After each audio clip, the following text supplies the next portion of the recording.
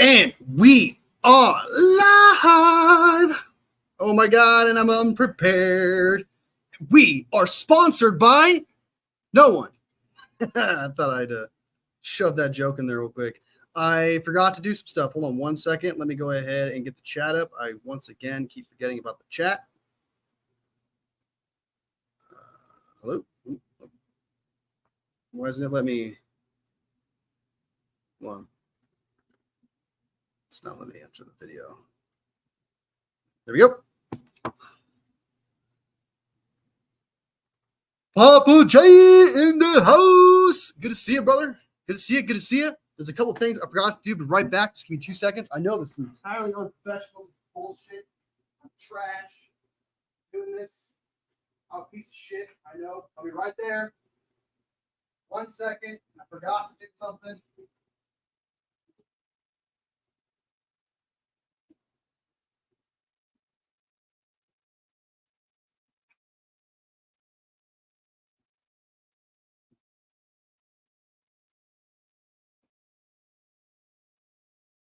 Oh, it's that. You're right there. I know. A piece of shit. I'm working on it. You're right there. I know. All right, I'm coming. I made it. I'm here. Sorry. Tyler Helton, the best Chiefs fan I know. Good to see you, brother. Good to see you. To everybody who's jumping in here, if you guys make a comment, I usually do shout outs. I try to get them when I can. And be sure to like the live too. It helps me out a lot, supports the channel. So yeah, let's go ahead and just jump right into it and see what's going on in the NFL today. Well, I guess 49ers really, but anyway. Papa, hope you're doing good. Tyler Helton, hope you're doing good too, man. Good luck with this week against the Chargers. You should do great. Considering Herbert's hurt and Derwin James has been suspended, the odds are in your favor. So I won't be too concerned. All right, so let's go ahead and jump right into it. We got a couple news from John Lynch about CMC. If you guys have not heard, that came around like noon time or whatever. So like there's a lot of videos out there about it. But we're going to go ahead and read a quote from John Lynch about CMC and his situation. Because there's this, I'm sure if you guys haven't heard, there's like this weird report thing going around. Like this is the report that he's going to be gone for 2 months. That's not a report. It's a possibility, certainly, but it's not a for sure fact that's what's happening. So let's go ahead and jump right into that article. So let's do it. Let me bring it up. And I hope you guys are doing fantastic today. I hope your day is pretty easy. It is a Friday. All right. Great things happen on Friday. Fun times happen on Fridays. So hope it's that for you guys. All right. John Lynch on Christian McCaffrey's Achilles and his whereabouts. We needed to quiet it down. The plan was to give it the time to do that, and then at some point in a thoughtful way to ramp him back up. I'm getting ahead of myself here. What he does and where he goes, he's got people who work on his body and have for a long time. He's very vigilant about his body and taking care of it. We're aware of that. He's one of the hardest working players like out there in the NFL right now. Now he's back here, so he's back in town. Yay! And we'll have to hit a certain markers and try to ramp up. The ramp up. Nice. God willing, the thing has quieted down. Why is this hard to read? And we can build him up in a smart, thoughtful way. I was struggling, dude. Oh my God. Why was I struggling to read that, man? I'm just out of there right now. What the fuck? I've been busy with my new job. I need to make money. Nice. Get that grind, man. Make that money. Sacrifice. Got to do what you got to do. Can't wait for this in the weekend. Hey, it's here. Practically here. It's practically here. So looking at this, it sounds to me when he says we needed to quiet it down, it sounds to me like things were starting to get a little out of hand. So to do a little bit of damage control because it was starting to like become something that it wasn't. We didn't hear from Adam Schefter about it being 2 months. We didn't hear about any like major people who have these sources and actually get a hold of facts. Did not say anything. It's really just like small reports of just doctors here and there. And it sounds to me like we needed to quiet it down and be like, hey man, Christian McCaffrey, go to Germany, and take care of yourself because you're 28 years old. Like healing at that age is really difficult and it's actually showing. So Yeah, it's a good thing that they're taking him very seriously and they're not trying to force the issue here. A lot of more other organizations out there would probably take that kind of risk, especially considering they're in the Super Bowl window. But luckily, we have a good backup in Jordan Mason, so we do not force the issue here. We are extremely lucky to have Jordan Mason, and we should appreciate him every single day and every single week that he plays that Christian McCaffrey's not there, because without him, this run game, I think, would be stagnant. It wouldn't be very good. So I'm glad that they're taking his recovery seriously, because I think they also know that Christian McCaffrey is taking this very seriously too. So like whatever their concerns are and whatever they want him back as soon as possible, Chris McCaffrey most likely has the same thought process. He most likely is thinking, I just want to get out in the field no matter what. So I'm glad that they're going to slowly ramp him up, as he says, try the ramp up, and hopefully we'll know in a couple weeks when his IR situation opens up, we'll be able to know more. So until he gets out there and practices and gets a feel of the Achilles from the 49ers, for whatever source that can get a hold of the information, hey, if he's good or not, until we hear those facts, it's all just speculation and opinion from here. So I'm worried about Isaiah Pacheco too. You need to stop worrying. You literally have you need to stop worrying. Isaiah Pacheco is like run mad angry man like CMC. CMC's better, but I know what you mean. He is a tough runner. I'll give you that. He's a tough runner, but you guys need to stop. I'm willing to guess. I'm going to take a guess. If it's not Patrick Mahomes, your favorite player is Isaac Pacheco right now. Isaiah Pacheco. But I'm telling you right now, I would not be concerned at all, dude. Like, do not even be like.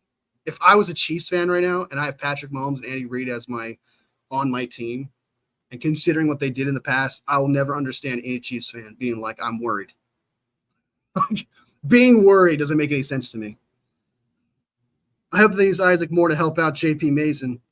Yeah, if they use Isaac Guerendo, it did seem like that was the case last week, that they were using him as some packages and kind of giving him some time off, which is good. But with Debo back, there's a possibility that Debo might take his spot, because that was the case before Debo was injured.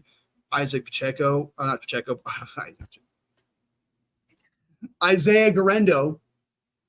I'm losing my thought process. Isaiah Guerendo most likely just filled in for Debo, and since Debo's back, he'll probably be the backup running back, even though I hate that. I totally hate that. I super hope we stick with Isaiah Guerendo and JP Mason. I know that there is a logic to it where like he is still a rookie and Guerendo is still a rookie. It's not like Madden where you just throw a player out there and be like, yay, like they still have to learn the playbook. They still have to learn the chemistry and stuff. And Debo knows everything. He knows the playbook. He knows the running back plays. He knows the holes he's supposed to go. He just knows more. So I know where they're coming from with that, but I'd much rather keep Debo in a running back jet sweep, or not running back, but jet sweeps and screens. I'd much rather keep him there, and then we just have Isaac Guerendo do the running back stuff. I would prefer that for sure. That's what Papa said. And who's better, Mason versus Kareem Hunt? Mason. Kareem Hunt is washed. He's done. Mason 110%. All right, so that was John Lynch and what he had to say about the CMC situation. We still don't have anything. We're not going to know for 2 weeks, or once CMC steps on the field and starts like practicing, starts like getting motion of his legs. That's when we'll know. If he starts going out there and pushing himself just a little bit the day of, and it's not good, he's probably not coming back this season. I'll be a little concerned. And that's just an assumption. It's not an opinion. I'm not saying it's just a bad sign is what I'm trying to say. So good thing we have JP Mason. Good thing we have Isaac Guerendo. Hopefully CMC is okay. We're not going to find out in 2 weeks. That is the end of that subject. Let me know what you guys think in the comments. Hopefully he comes back. Yeah, I'm being redundant here, but I'm serious. I hope that he comes back, because he brings, I'm not saying JP Mason doesn't, but CMC does bring a fire. Every time he has a big run, it amps up the entire team. I'm not saying JP Mason, again, doesn't do that, but we all know what CMC brings based on who he is and the fire he brings, and the energy, the vibe is different, especially considering he's a leader on this team. So it's a big deal, him coming back in that sense that he can help lead the offense if they're feeling bad. Be like, hey, I got this, guys. And we could truly be like, he's our leader. So let's get behind him if things go wrong. It's a big deal missing him out. So be sure to like the live, guys. If you like the channel, sub if you haven't subbed already. I appreciate that. Like in this area, it's got some cholesterol, sure, but there's some room in there for you guys. So I'd take all the love and support right here. All right. Well, I'm to CMC. He's not playing the rest of the season. Any thoughts? I don't think if you didn't hear me, CMC is it's not known. We don't know when he's coming back. He's not out for the season. So he has Achilles tendonitis, if that's what you're asking. He has Achilles tendonitis, and it's a very unpredictable injury that it's very hard to pinpoint. So I don't think he's out for the rest of the season. I think he comes back sooner rather than later. I like the 2 months timetable that doctors are giving based on how I sounded. Again, this is just opinions, but just as a guess and someone who's I'm a couch doctor here looking up research from other people, I don't think he comes back until like November or December. That's just my guess, and I could be completely wrong, but that's my couch doctor opinion. What's up, Milwaukee? What's up? CMC wanted that deal for a reason. Nah, dude. I hope you mean that in the essence that he wouldn't take money. He would feel obligated. We're gonna watch a video later talking about CMC and Adam Schefter talking about him. He would want to live up to that contract. CMC is not the type of player to be like, give me my money and then get hurt and I don't care. He's the type of person if you paid him, he wants to live up to that contract. He wants to be an all-star. He wants to be in Hall of Fame. He wants to do these things. I do not second guess Christian McCaffrey and his mindset for half a second. I do not. I will not, and I cannot. He is like what's the word I'm looking for? The pinnacle or like the poster boy of of loving NFL football. So Milwaukee was showing love to people. That's cool. Give it 3 months. I'm not toxic fan any base. No, you're fine. If that's your opinion, you think he'll come back in 3 months. If he comes back during the playoffs and we're doing just fine, we have a rested CMC. So it could be a blessing in disguise, y'all. This could be a huge blessing in disguise. Or it could be the most devastating thing to happen to 49ers fans in a long time. And I think that's really got 49ers fans on edge because they don't know what this injury is, where it could literally end his career, or he could be just fine. There is no like spectrum to really kind of be like, okay, this is where he's at. We quite literally do not know what's going to happen with him. I know, but he wanted to guarantee in case that did happen. Oh, yeah, it's what every player wants. They always want an injury guarantee no matter what. Because I don't think he had any more guarantees on his contract, so he wanted more money, which I don't blame him. He just won Offensive Player of the Year, best running back last year. He totally deserved that contract, those guarantees. But he's definitely gonna. I trust CMC that he's not taking any lazy days off for sure. All right, so let's jump on to the next thing. Jordan Elliott is back in practice, not Curtis Robinson. If you guys haven't heard, they were carted off yesterday or the day before, I think, one of the two. They're all starting to mesh together. I'm not gonna lie to you. Jordan Elliott's back in practice. They just had him on a cart for precaution. It was nothing serious. He's back in practice. So that's awesome to hear. Let's go ahead and read what John Lynch had to say about that. He stepped on someone's foot. I think that's the last period of practice, kind of rolled his ankle. John Lynch said, we feel like we got some positive news on him that probably it wasn't a typical cart situation where it was more them just wanting to get him inside. So we'll see. Why am I having a tough time reading today? I'm having a tough time reading today. We'll call him questionable, I guess. I don't know what our official designation will be, but a lot of it will be based on how he feels today. I think long-term, we feel good about it. God, I sound like a robot. All right, we'll call him questionable. So he's probably playing. This quote right here, we'll call him questionable. Sounds they're confident he's going to play. As for Curtis Robinson, Curtis, I think we're a little worried, and that didn't look good, John Lynch shared. Non-contact. It was a non-contact, too. I didn't know that. That's bad. That's bad. Curtis has worked his tail off. Really a good contributor for us. We'll see where that goes, but the early signs weren't good. I can tell you that.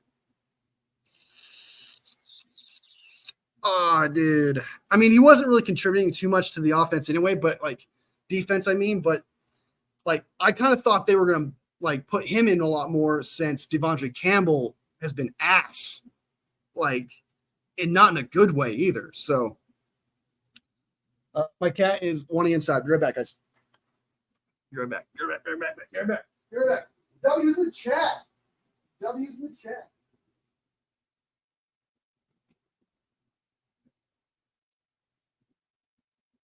Can I get W's in the chat? Chat sports style. 49ers chat sports style. W's in the chat. I saw this comment on your video. If you wanted to collab, did you see it? I did not. I don't think I did. Did I? I've had a couple people hit me up already. Which guy? Hey, Papa, support the channel. Appreciate it, man. Thank you. Real ones. The real ones. On the Charger video. I'll check it out after this video. I'll see what he has to say. I'll check it out. But good luck. Appreciate it, man. Thank you. Yeah, I'll check that out. If you know him or anything like that, I usually do email. So if you want to like communicate with me, you can just do it through email. So, and I have my email. I have my email contact for this specific YouTube in my contact. So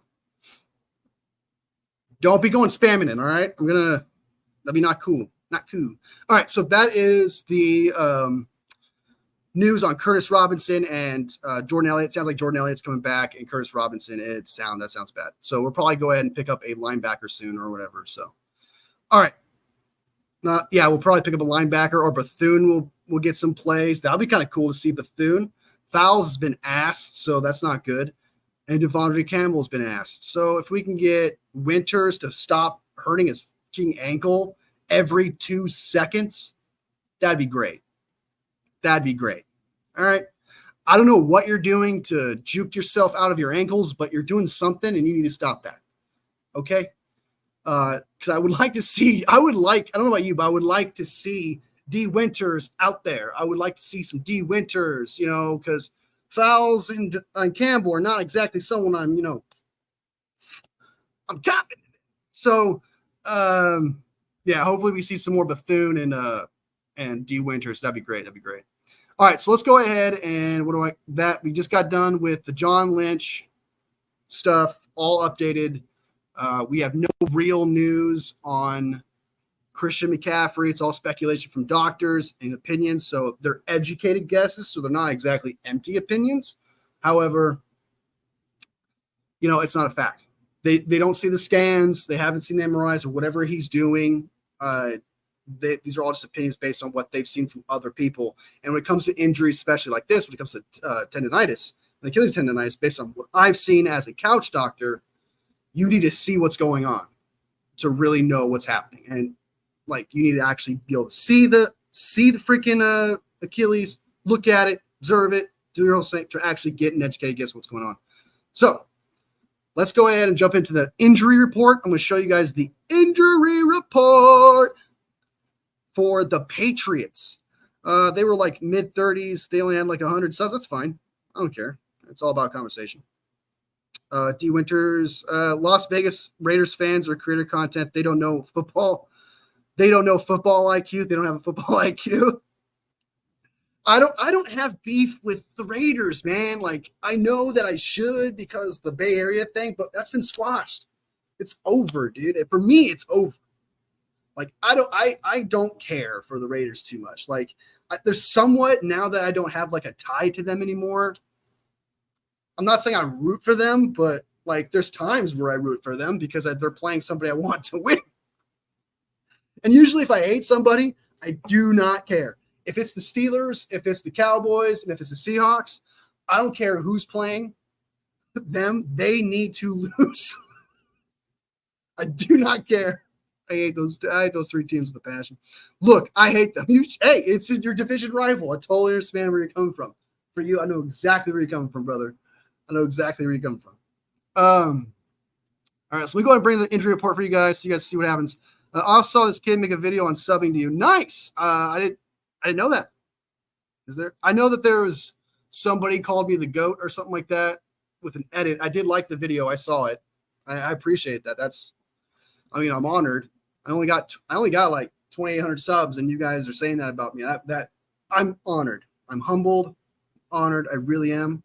I'm just busting my ass, and I'm glad you guys like the content. That's all. Yes, the Sam guy. Yeah, I see him quite a bit. He's a fan, and I appreciate that. I do appreciate that. It's I'm not used to it. I'm not gonna lie. I'm not used to that kind of stuff. But thank you guys. I appreciate the humble. Of one of your favorite sports teams. Oh, sweet. Thank you. Just let me know, man. Tag me. I'll check it out. All right. I seriously need to get on this share screen thing. Injury report. Be sure to like the live, guys. If you haven't liked it already, there's 9, 10 people, 11 people coming in and out. I kind of see that, which is really cool. I love that. That's awesome. But if you guys can like the live, that would help me out a lot. I appreciate it. Right, like I said, right here. Okay.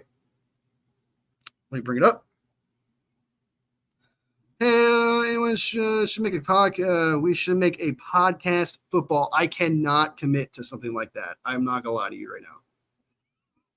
But I appreciate it, though. I really do. I cannot commit. I already have my Sunday podcast with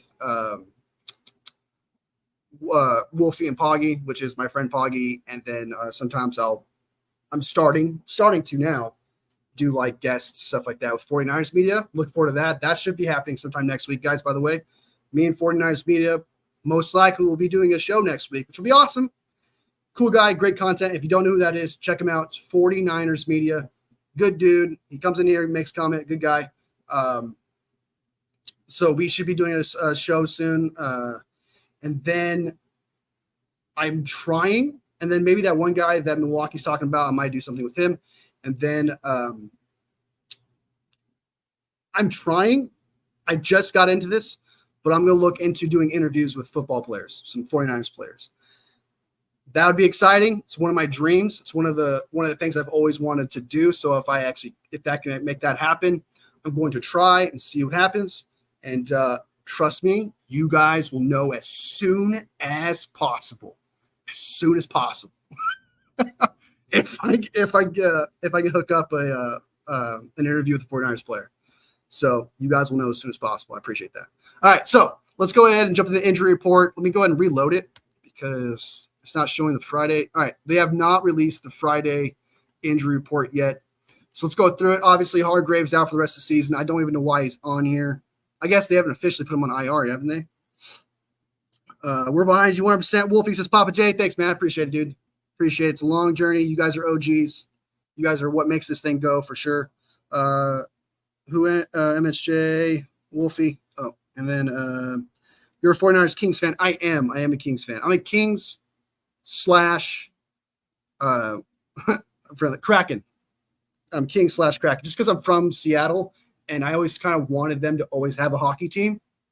So I'm kind of a fan of them, but I'm more of a fan of the Kings for sure.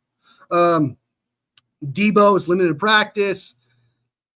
Did not practice on Wednesday, but he's limited today. That's not the greatest sign in the world, but I think he was a full go today. Or was he limited today? Again, it's not showing here. Trent Williams did not practice. Full participation in practice, should obviously play. He's a vet. He's going to take days off. Even if he's not doing so high, he's going to do whatever he wants. He's got that right where he can literally do anything. I'm not going to lie. D. Winters, linebacker, did not practice yesterday, but he is limited today.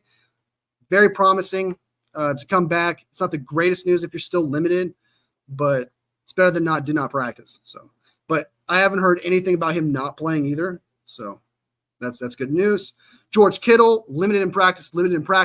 However, I believe George Kittle said in an interview that they don't know why they keep saying he's limited in practice. He says he's been able to do everything. So, and that was according to Matt Miyoko, who's done an interview with him. Jordan Elliott, limited in practice. If he's limited in practice, it sounds like he's going to play. I'm not concerned. Curtis Robinson, that's such a bad news. He's probably going to be out.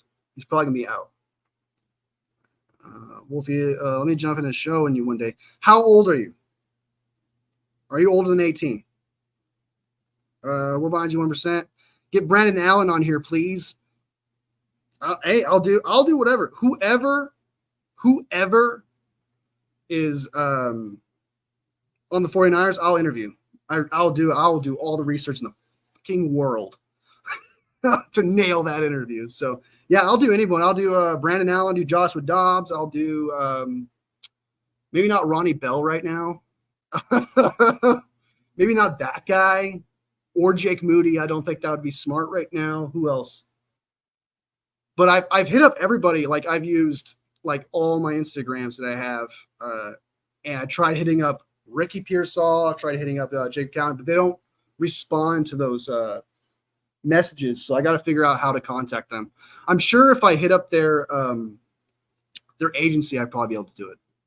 I'm about 24, about to turn 25 in May 26th. Okay, that's fine. Oh my God, please get Rick. Oh, dude, if I get Ricky, dude, that'd be big. That'd be big. All right, so let's jump into the news. Sorry, can't keep talking about what ifs and stuff like that. Let's start talking about the things that are going on. I only got an hour. What time is it? 26 minutes. Okay, so New England Patriots, they have injuries galore. Holy fucking shit. Alex Austin, this looks like the Rams list injury report. Dang. Did not participate. He's out. So they're missing 2 tackles. Missing a tackle. Not injury-related rest center, so he's probably going to play. He's just tired. Limited practice. They should have all these guys back. If this guy's limited, they're probably going to play. Full participation, limited. Dang.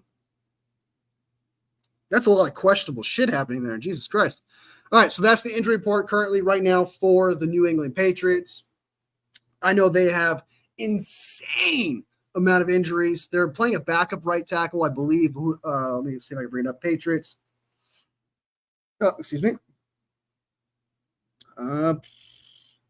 There was a right tackle. They're preparing to play. Anyway, there's a tackle they're probably gonna play at some point, and he's a nobody.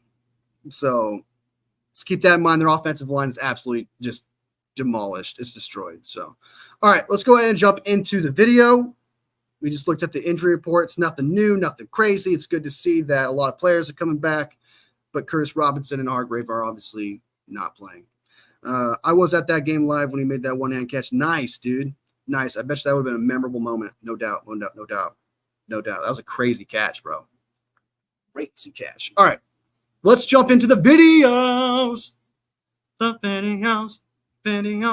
right. So this one is Brock Purdy talking about Ronnie Bell and what he had to say to Ronnie Bell and his advice for him. I actually liked it. It was pretty nice. So let's see what he has to say. And this is a clip from Larry Krueger. So. No problem with that. I need to buy new phones. No worries. I'm getting a new phone like 2 months and possibly hit with you on soon where I can hit with you on. I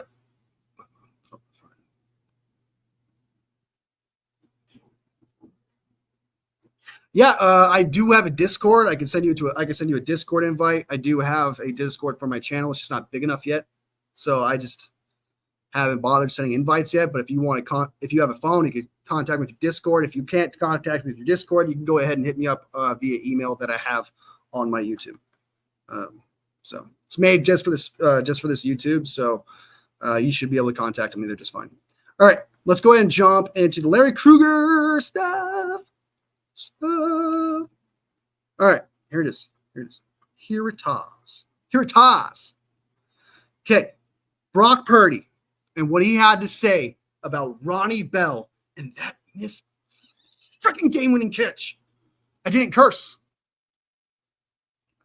That is a huge win for me. I'm not gonna lie, because catching myself without cursing is almost damn near impossible. All right, let's go. Let's do this. Ronnie had a tough drop, and you talked to him after the game. What did you say to try to lift up a teammate in that spot?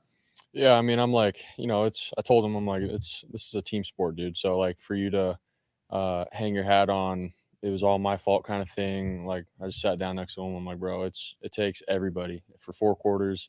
Everybody has their moments and plays, and that's why it's a team sport, man. You got 10 other guys on the field with you, and more than anything, man, I just he's a brother of all of ours, and we got his back, man. We go through some stuff like this, and it's a long season, man. So you're gonna need everybody. It takes everybody. So keep your head up, learn from it. I'm not saying that that's okay. Like we have a standard here to be great. Thank you for excellent, and clarifying yourself, and so learn from it. We got your back, and keep your head up, man. It's a long season. So he's a good kid, man. We love going to war with him, and he's gonna be just fine.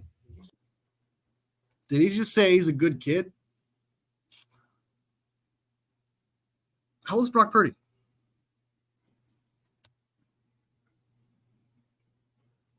Brock Purdy is 24 years old. He was born December 27th, 1999. How old is Ronnie Bell?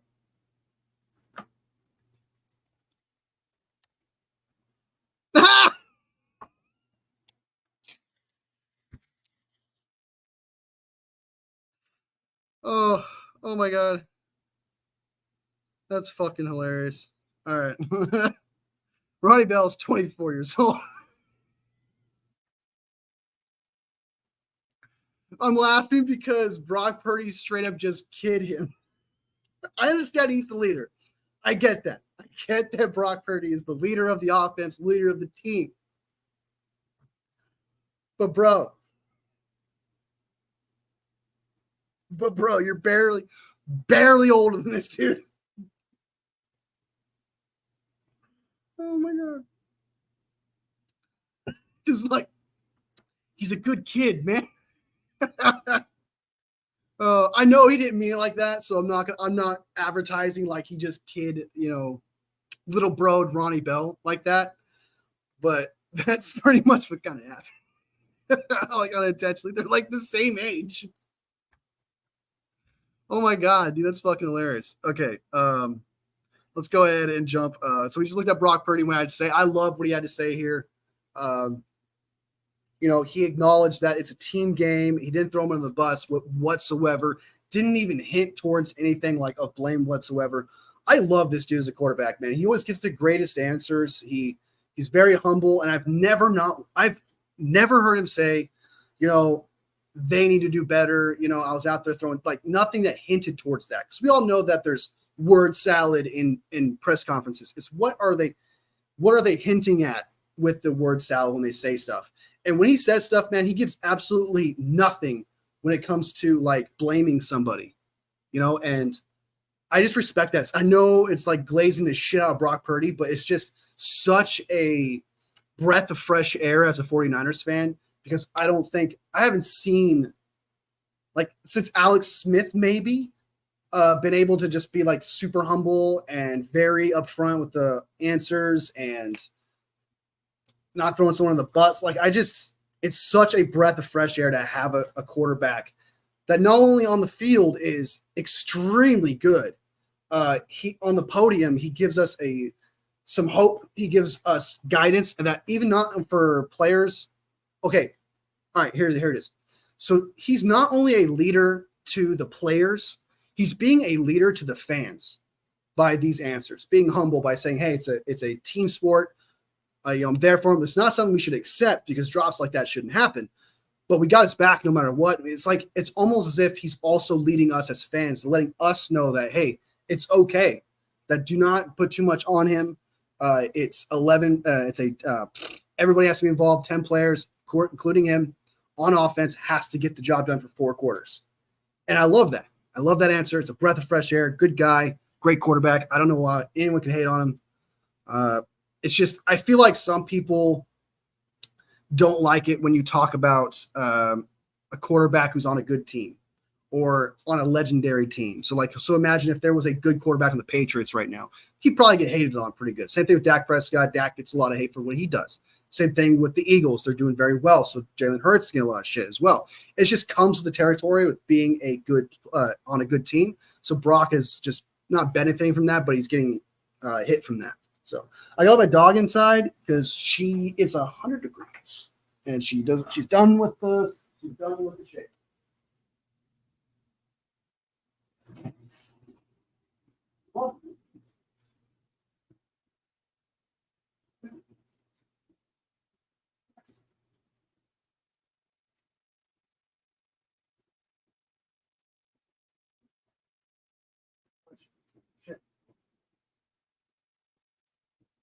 All right, I'm back.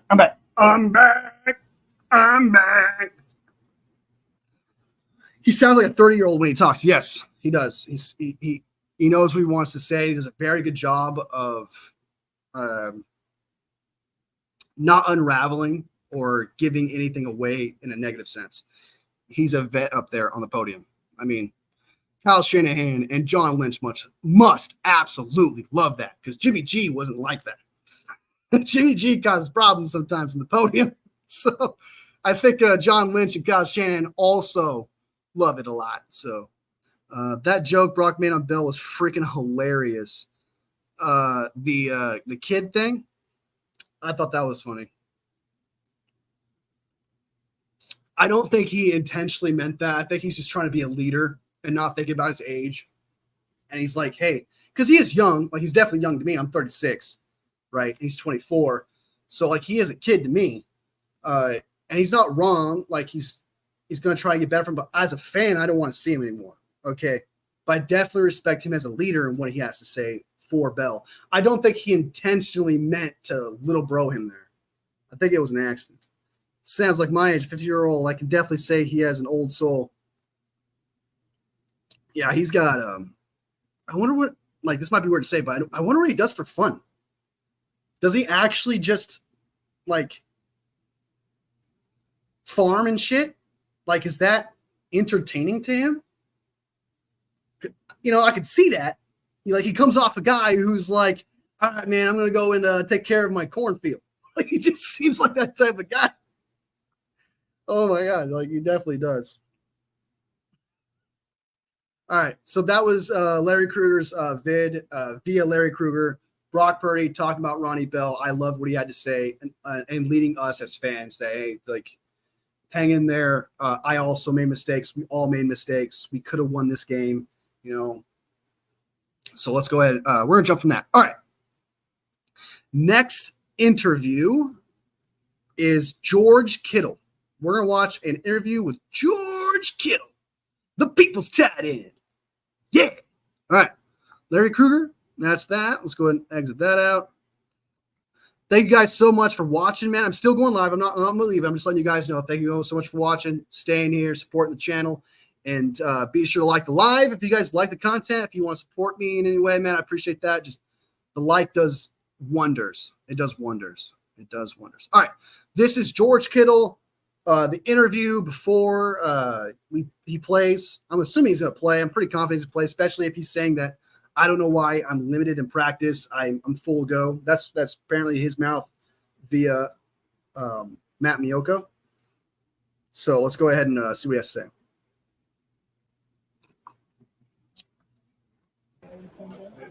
Yes.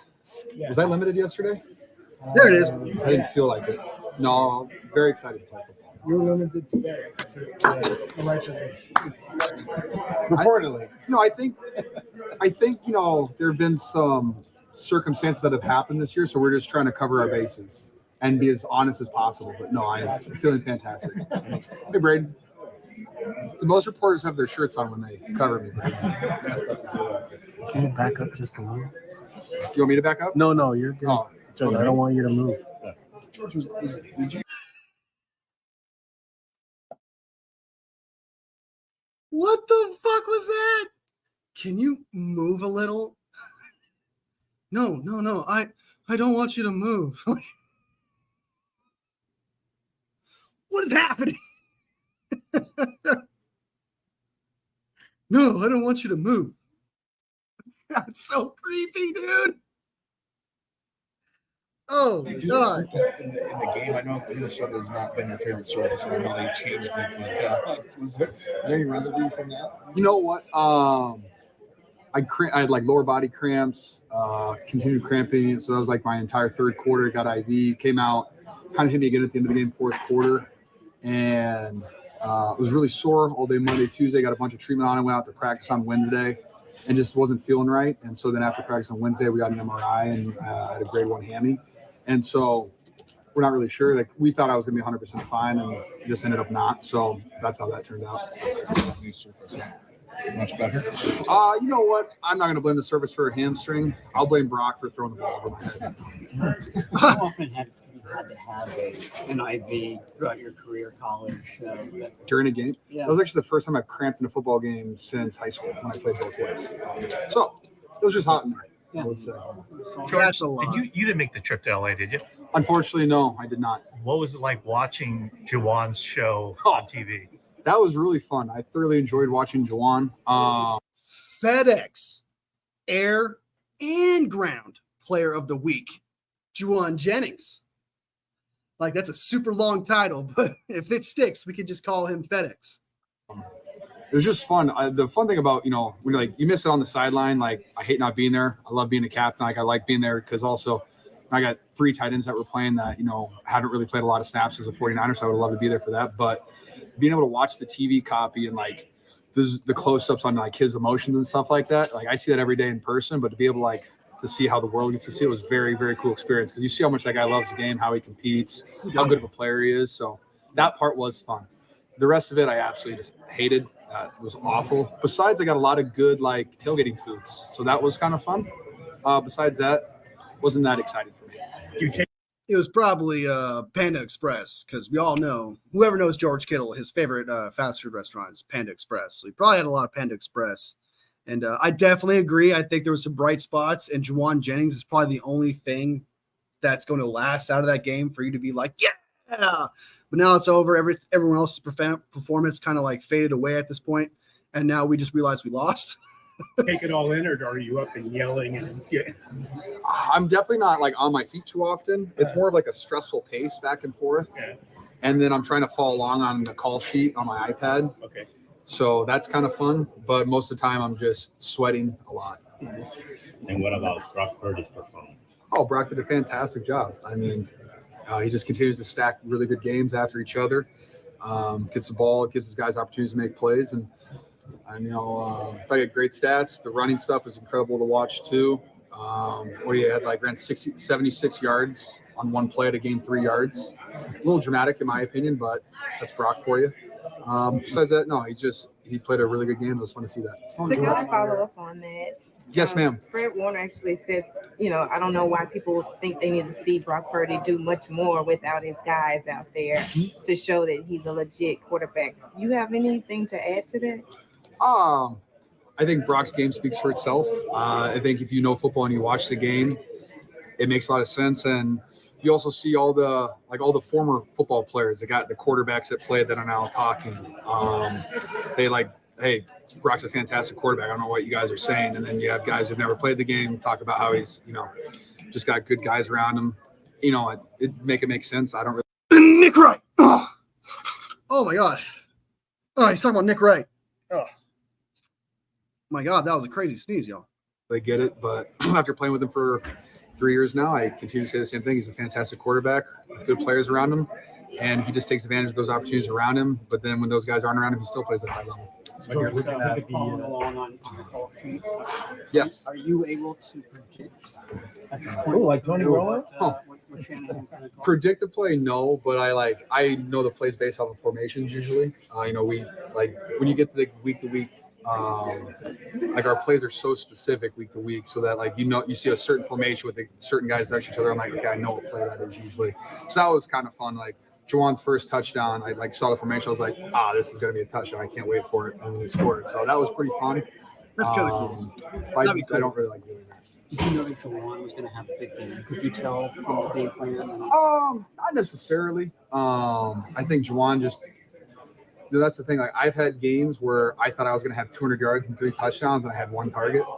And then I've had games where I thought I was going to have 0 targets, and I've had 180 yards. So it's just it's totally random. Kyle just kind of whoever he thinks is hot, he kind of goes with. And Juwan started off hot and then continued to be hot. George, what things that jump out at you about the Patriots defense when you've been watching on? Yeah, actually, I think they're incredibly sound in everything that they do. You watch their tape of how their D line plays, and they do the exact same thing every single time. They're incredibly well coached. They want to get their hands on, extend, shed. They let the backs make cuts, and then they shed the blockers and they make the tackles. They give you a whole bunch of different funky looks, kind of not as much as Minnesota, but they do a lot of similar stuff, and they try to confuse you a little bit. Look like man, they'll be in Tampa. They do a lot of different stuff. I think they play with 3 safeties a lot, and I think the 3 safeties are all pretty damn good. They run around, they hit, they tackle, they fly around. I think like really good representation of it. Like you saw them going to Cincinnati and they won there. But I thought the game versus Seattle was really, really interesting to watch because, they gave it their all in that. That was an overtime game. And so they're going to fly around and, they're not really scared of anybody. They're well coached. I think they have a really fun vibe there right now too. Like they're working hard, but they're enjoying themselves. And I think the coach has them playing at a high level. So I'm excited for the opportunity really just to get back on the football field, but looking forward to playing the Patriots. From what I've researched about the Patriots, their defense is not a problem. Their defense is actually pretty solid. Their concern is their offense, and which is really funny. It's kind of flipped. Like lucky for them, they're facing all right, let's be real. Our defense is flawed. They're facing a very flawed defense, and I don't know the expectations for our defense on this one. I mean, I can't expect them to play great at this point. You know what I mean? And even if that offense is not great, our defense isn't great. So it kind of balances itself out there. And then on offense, you got Kyle Shanahan, who's supposed to be, as the media throws out, not an offensive mind. I think he's just a great offensive coordinator and coach. That's the title I give him.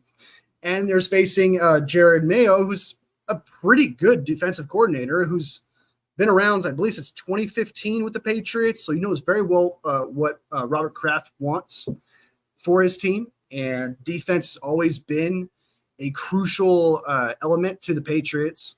Also, Jared Mayo played linebacker, I believe, so he's well aware of that. So I'm not going to doubt Jared Mayo's ability to coach his defense and it being actually good. The offense though is the biggest concern for them, and I don't blame them, especially considering they have injuries galore. They have Drake May and Jacoby Brissett as their quarterbacks. So if their defense can hold up and their offense can take advantage of our flawed defense as of right now, this could look like a shootout. This could look like a shootout. I can't believe I'm saying that. I can't believe I'm saying that, dude. Just because our defense is so bad. Like, look. I wouldn't have said this before week 1. I wouldn't have said this after week 1. I wouldn't have said this after week 2. But after losing to a second team Rams, oh my God, it's almost like surreal to think everything that's happening, injuries, all that, and the defense not performing. The defense was like the least of my concerns coming into the season. I'm not lying to you. Just because I thought Nick Sorensen, I believed in Nick Sorensen. Brandon Staley was a good defensive coordinator for the Rams. He just was a bad head coach. There was just good signs. Not only that, we signed a crap ton of defensive players. It was just all set up for a great defense. And now it's just like, where are you? So that's what I'm gonna say about that, and so that's George Kittle talking about the Patriots and what they have to bring defensively. Their defense is actually solid. Rams game all ago. It's possible, dude. It's gonna be a shootout. That defense can't figure it out. Is Kittle playing this weekend? He is. He is without a doubt playing. Like, it's not. He's still questionable, but he's practically playing. He's playing. He's playing. What? You got him on fantasy? By the 3 question marks you threw up, I'm guessing you have him as on fantasy. I'm guessing. I wouldn't even play him anyway, really, because he doesn't really pass catch that much. I'm actually shocked that people draft him, really. I'm not trying to say that he's bad and that he's not a good pass catcher.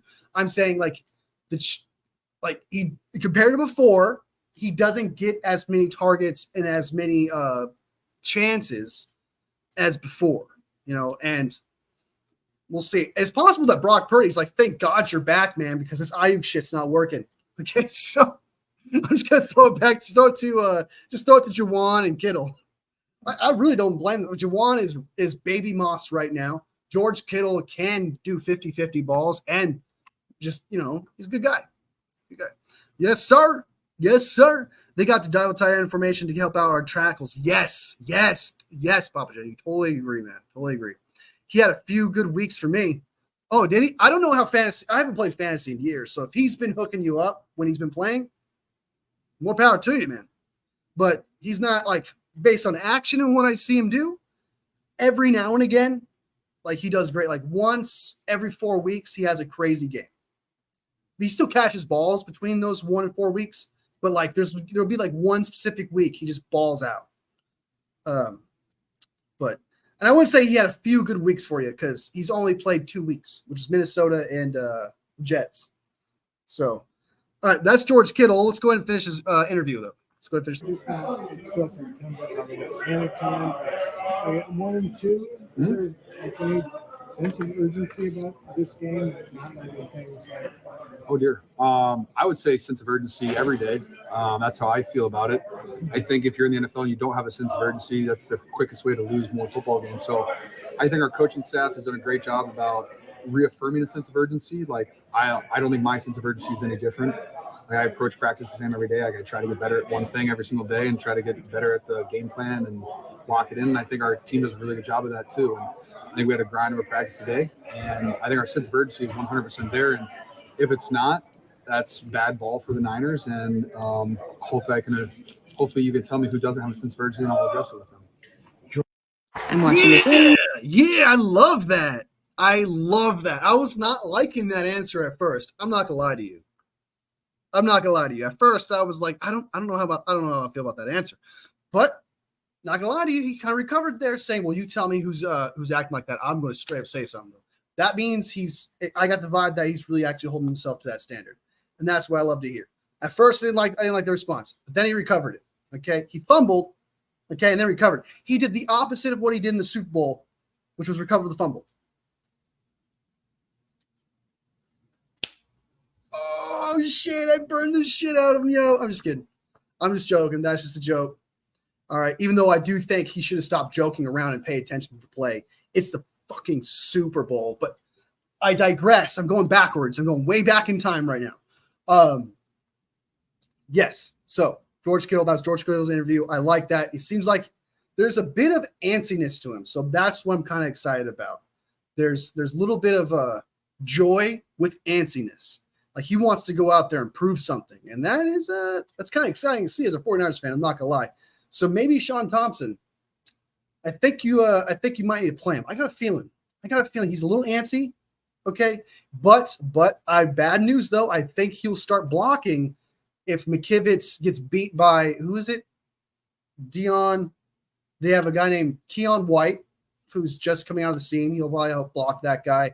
And then that's it. And then Barmore is hurt. So the only person you really would have to help block is their new guy that they got when they traded Judon. I believe his name is Keon White. So we'll see how he does on the edges. I'm going to assume George Kittle's going to help blocking if George Kittle's under duress. So I know it's early, but have you looked at certain D linemen in the upcoming draft? Oh my God. I like sort of did, like maybe before the season. I did I looked at tight ends because tight end was an issue.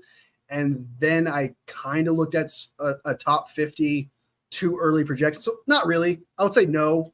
Like I put my toe in it so far, but I'm definitely going to do some studying on that and at some point, because I know that people love the draft. I love the draft. And I haven't really done any kind of deep diving or any predictions before or anything like that. But I think this year towards more like January, maybe even December, I'll start like just studying that stuff more. Maybe Friday, but February for sure. I'll start studying for that stuff. But I just got a lot on my plate and, try to focus on 49ers stuff right now. But I will do a draft analysis and D-line analysis and all that. I'll do that at some point. So it probably just won't be anytime soon. Yeah. All right. So that was George Kittle in his interview. We just heard Brock Purdy and what he had to say about Ronnie Bell. I liked it. I loved it. We heard about CMC and what he had to say. Not what he had to say, but we heard about CMC, what John Lynch had to say about CMC. So we'll see. We'll see how CMC recovers. We still don't know. We won't know for another couple weeks, because we still have to see him come out there and test his Achilles, which he hasn't done yet.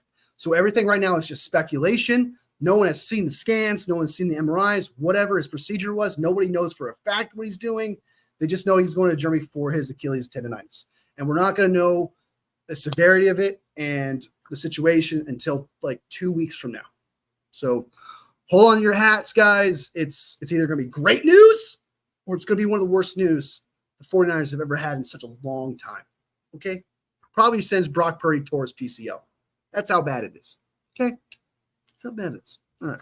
All right. So final thoughts. Anybody got any final thoughts? Anybody got any opinions? I was going to do a video of Adam Schefter also talking about Christian McCaffrey's injury, but the hour is just about to come up. So I'll just scrap that. He pretty much just said everything that John Lynch said, just regurgitated into like a longer piece, which was like he doesn't even know yet. And all we know is that he went to Germany for Achilles. Pretty much whatever I just said to you is what Adam Schefter said.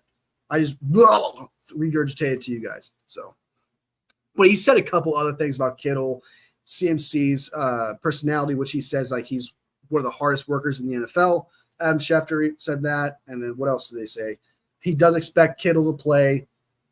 And what else? That's pretty much the highlight of what Adam Schefter had to say about that.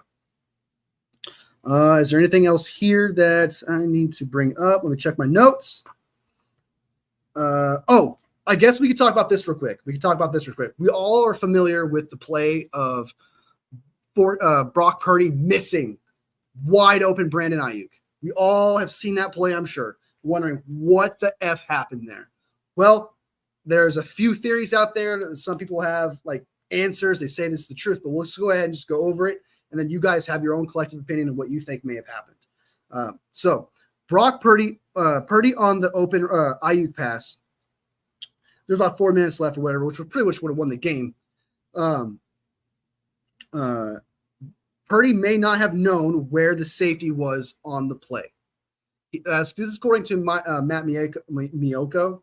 I watched his video, and what he had to say, it's possible that he knew that obviously it was wide open, but he couldn't see and didn't know where the safety was, and he didn't trust the route.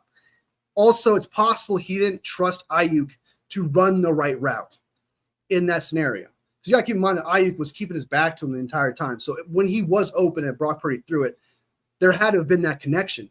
And that comes back to Brock Purdy and Ayuk not getting that connection throughout the training camp and preseason. So it's coming back to bite him in the ass in that play.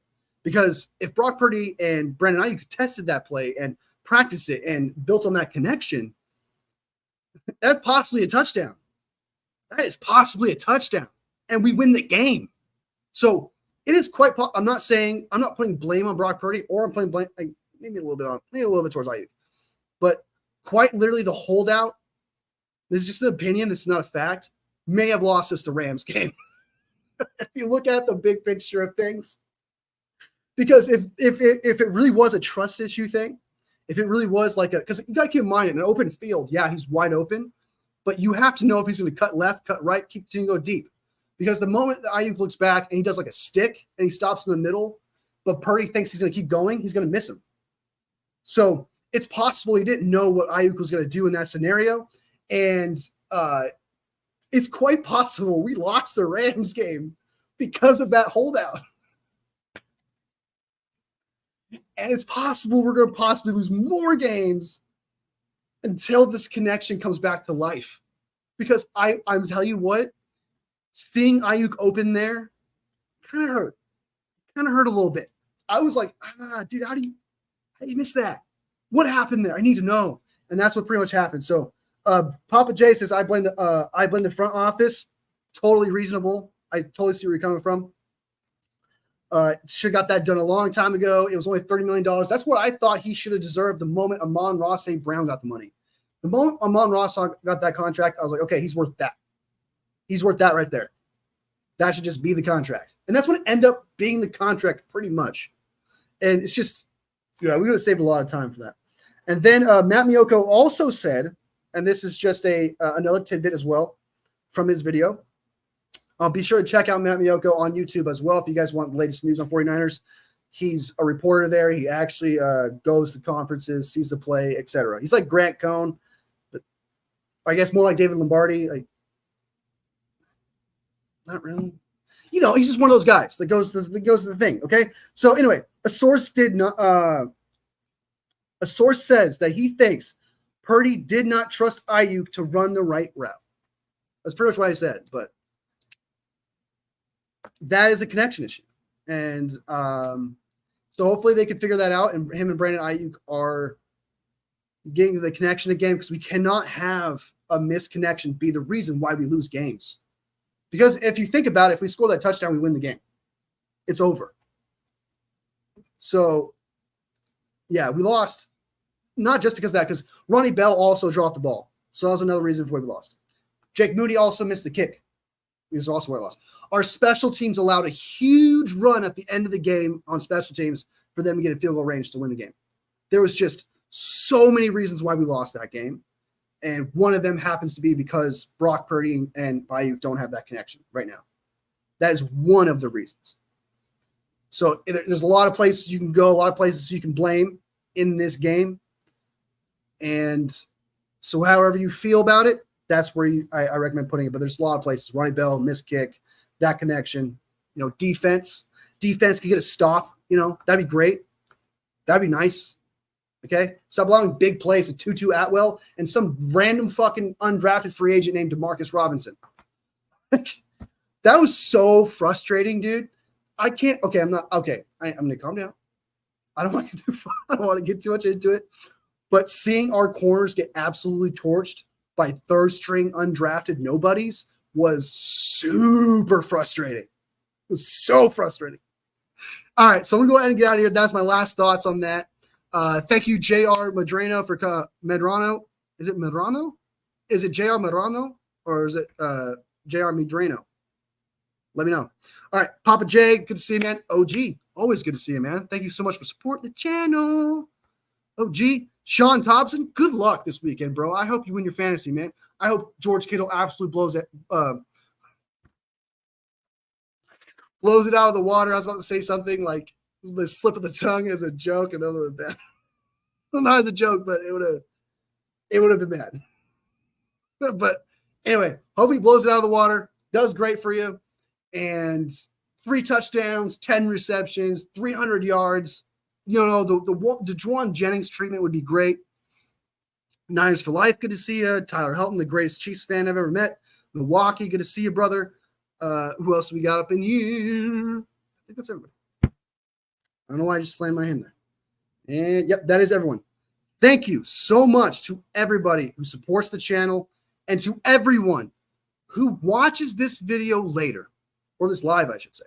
Sub if you like the content. Like if you like the live. All love, family. I'll see you next video.